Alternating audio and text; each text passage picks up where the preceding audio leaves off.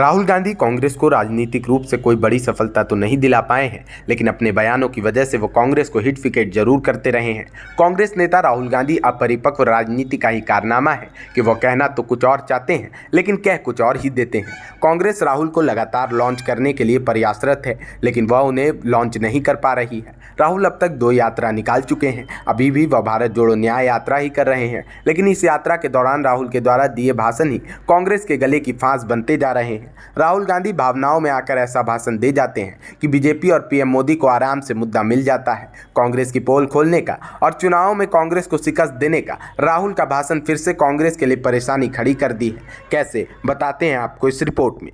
दरअसल यात्रा पर निकले राहुल गांधी बीजेपी के स्टार प्रचारक बने हुए हैं। ये दावा बीजेपी के नेता कर रहे हैं और एक बार फिर राहुल गांधी ने बीजेपी को अपने खिलाफ बड़ा ब्रह्मास्त्र पकड़ा दिया है। अमेठी की धरती पर किए गए इस हमले पर पहले तो स्थानीय सांसद और केंद्रीय मंत्री स्मृति ईरानी ने निशाना साधा।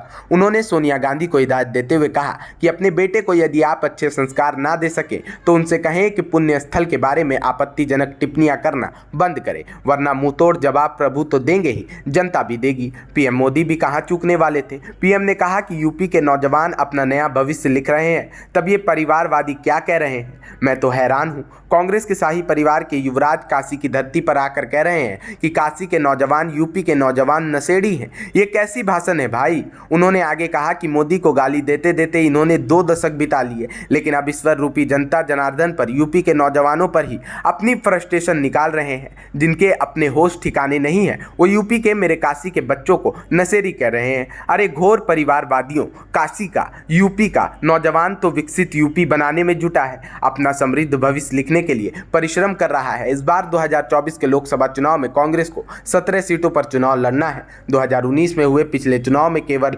रायबरेली से सोनिया गांधी की सीट पर ही जीत नसीब हुई थी। इस बार मिली 17 सीटों पर कांग्रेस का प्रदर्शन पिछली बार कुछ खास नहीं रहा था। 2019 के चुनाव में कांग्रेस ने 67 सीटों पर चुनाव लड़ा था, जिनमें से 63 पर उसकी जमानत जब्त हो गई थी। मीडिया रिपोर्ट के मुताबिक इन 17 में से 12 सीटों पर पार्टी अपनी जमानत तक बचाने में नाकाम रही थी। ऐसे में राम मंदिर की लहर से लबरेज बीजेपी वैसे ही फ्रंट सीट पर है। यूपी में अपने खोए जनाधार को वापस पाने के लिए संघर्षरत कांग्रेस पार्टी शिद्दत से लगी हुई है। Bureau report, OMH news.